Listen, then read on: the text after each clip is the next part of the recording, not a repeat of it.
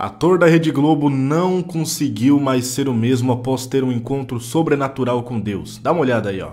Tem uma oração que parece que não faz sentido, mas pra mim hoje fez muito sentido, que eu fiz quando eu tinha 15 anos e jogava futebol ainda.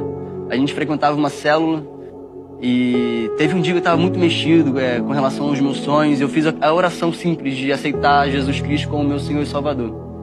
Olha isso.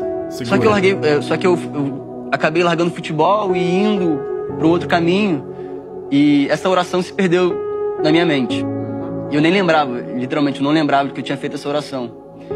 Só que nesse outro caminho que eu busquei, tudo que eu buscava e não me satisfazia, eu tentava encontrar Deus nas coisas. Eu tentava encontrar Deus onde não existia Deus. E eu fui percebendo que isso me causava uma dor, mas ao mesmo tempo eu não abria mão dessa dor. Eu gostava de permanecer nessa dor. Eu lembro que durante o meu processo, eu falava que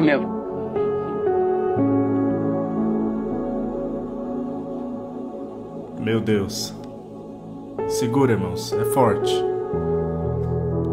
Legal, cara. Toma o teu tempo aí. Respira que é importante que a tua história seja realmente autêntica. Eu lembro que a minha mãe me olhava no olho e ela falava: filho, eu não te reconheço. E não me afetava em nada. Eu ficava olhando pra ela como se estivesse vazio mesmo. De tudo que ela tinha me passado, todo o amor que ela tinha depositado em mim. O meu irmão também. Eu tinha passado por um momento com ele de talvez 1 ano que a gente não se olhava. Meu irmão de 1 ano de diferença, que a gente tinha feito tudo junto. Então,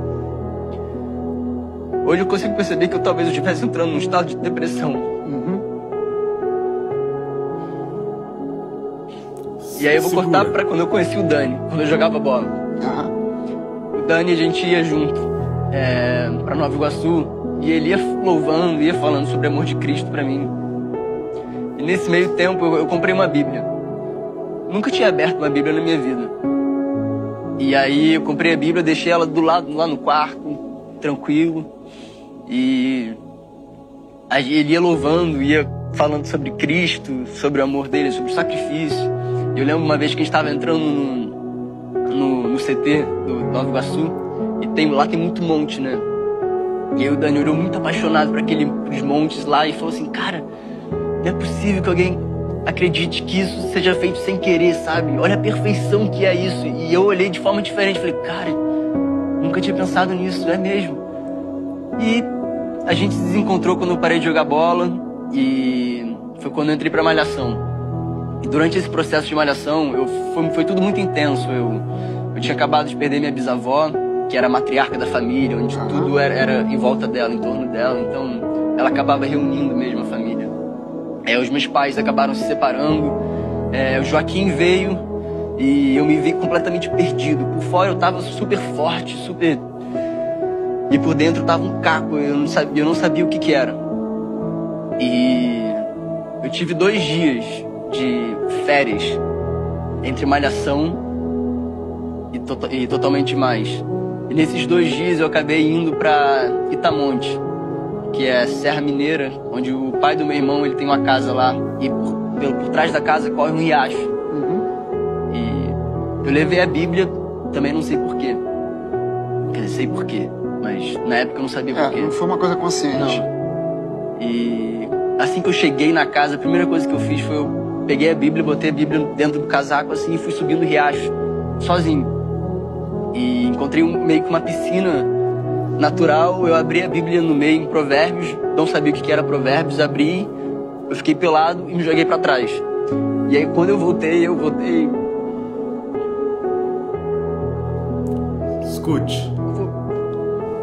Eu voltei muito preenchido de algo que eu nunca tinha sentido na minha vida.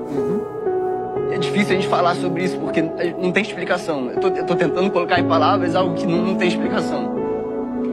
Mas eu olhava pra todas as pessoas e eu sentia muito amor, e ao mesmo tempo eu sentia um perdão muito profundo em mim e um perdão para algumas pessoas. E eu não sabia lidar com aquilo naquele momento, não fazia ideia. E aí eu voltei, e foi nesse processo de que eu tava na construção do Jonatas também. Então, a Mari viajou com o Joaquim, eu fiquei sozinho em casa. E eu vinha de um passado, do ano antecedente a minha conversão, de muitos vícios carnais mesmo, tanto de traição quanto de bebida, cigarro, maconha. Eu tava muito viciado, minha carne tava falando muito alto, muito alto. E depois desse primeiro encontro, eu fui tentar, eu busquei a mesma coisa que eu tava fazendo, porque eu não sabia o que estava acontecendo comigo. E eu comecei a perceber um nojo dentro de mim, que era um afastamento de tudo que me fazia mal.